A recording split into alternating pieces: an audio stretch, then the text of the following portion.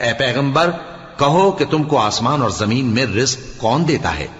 یا تمہارے کانوں اور آنکھوں کا مالک کون ہے؟ اور بے جان سے جاندار کون پیدا کرتا ہے؟ اور جاندار سے بے جان کون پیدا کرتا ہے؟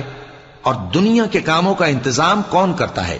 تو یہی کہیں گے کہ اللہ۔ تو کہو کہ پھر تم اللہ سے ڈرتے کیوں نہیں؟ یہی اللہ تو تمہارا حقیقی پروردگار ہے، اور حق بات کے ظاہر ہونے کے بعد گمراہی کے سوا ہے ہی کیا؟